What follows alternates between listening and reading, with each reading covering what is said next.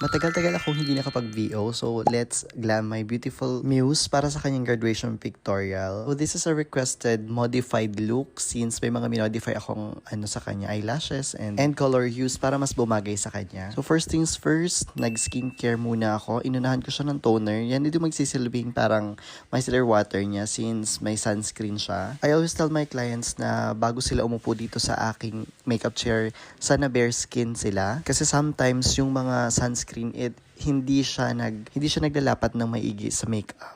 And after that, nag-hydrating mist tayo and then moisturizer and then yung primer. This is very crucial step since kailangan natin ang longevity ng makeup niya since pagpunta niya dun sa studio, hindi naman siya agad-agad mapipicturean or may mga waiting time pa. So, kailangan niya ma-survive yung at least 5 hours ng paghihintay dun sa studio. Now, after skin prep, mag-proceed na tayo sa foundation. Medyo mas dark ng konti yung face niya sa neck niya. So, pinantay ko lang siya. And as you can see, it perfectly match her neck. So, very important to since prone talaga sa flashbacks kapag flash photography. Di na ako nag-color correct sa kanyang under eye since kayang-kaya naman siya ng concealer. So, we wanted na lang na medyo light lang siya since grad peak ito. And kailangan fresh lang talaga yung kanyang atake. Now, for her blush on naman, mix and match lang ako ng kulay. Para lang siyang muted pink since ayaw natin ng super vibrant na kulay sa photo para maiwasan nating magmukhang clown yung client. And then, bago ako nag-set ng powder, nag-setting spray muna ako. This is to make sure na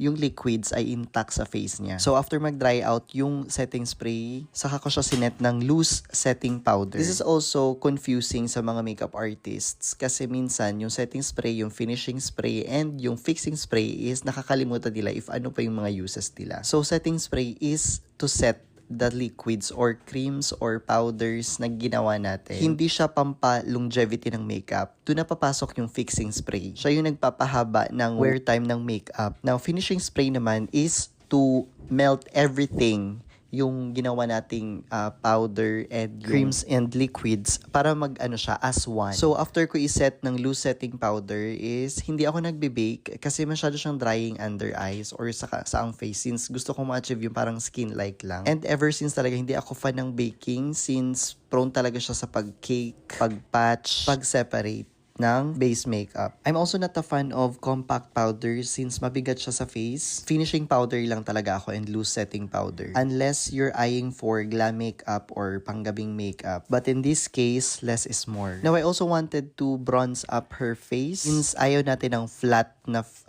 finish ng mukha, yung walang dimensions. And syempre, magpa-flash photography. So, ayaw naman natin na isang puti lang talaga yung mukha niya na parang mascara. So, very minimal lang din yung approach nyo dito. Very light-handed dapat since ang pangit na din kung sobra-sobra yung pagkukontour ng face. And then, after ko nga mag-set ng loose setting powder, sineset na din natin yung mga bronzer, yung blush, and yung nose. And then, highlighting the highest points of her face. Again, sa pag-highlight, hindi dapat tayo suwapang kasi kakainin niya ng flash. So, when it comes to grad peak or any portrait shoot, ayaw ng photographer ng super highlight since nakakain or sumasabog yung highlight sa face niya. So, dapat konting-konti lang talaga. Yung parang glow from within lang. And then for her eyeshadow naman, I chose pink colors kasi ito yung babagay sa kanyang skin tone. Since may pagka-fair skin si Sofia, did not put too much eyeshadow sa kanya. I believe 2 shades lang ata o 3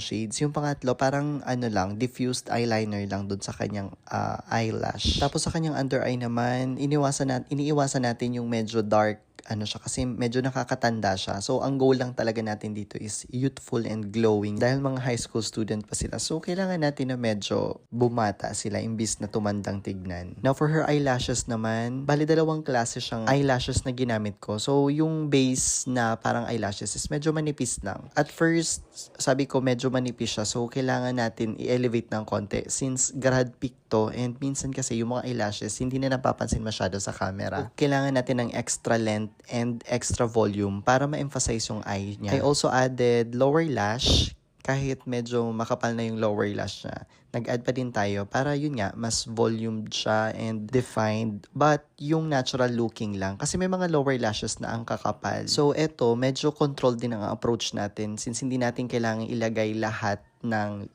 linya sa waterline niya, yung eyelash or yung lower lash. And syempre, hindi mawawala yung mga shimmers and glitters sa ating eye makeup since nakakaganda din talaga siya. Pero again, hinay-hinay lang kasi kapag nasobrahan yung especially yung glitters, magpa-flashback yan dun sa flash photography. Na for eyebrows naman, hindi ako masyadong maplakado sa kilay. As much as possible, parang natural ko lang siyang ginagawa. So, nilalighten ko lang yung kilay. Nagugustuhan kong technique na to kapag nag-natural glam or soft makeup lang kasi nako-complement ng kilay yung eye makeup na light lang. So kung ang eyes mo is light lang, dapat yung kilay din light lang. Lalo na kung yung kilay makapal and medyo super pitch black talaga yung kulay. So, kailangan natin siyang i-lighten para ma-complement nila yung isa't isa. And then, pagkatapos ko siyang lagyan ng parang brow mascara, nag-a-apply ako ng konting-konting brow wax or parang brow gel para lang in place lang yung kilay pero hindi ko nilalamin. And then, after that, as much as possible,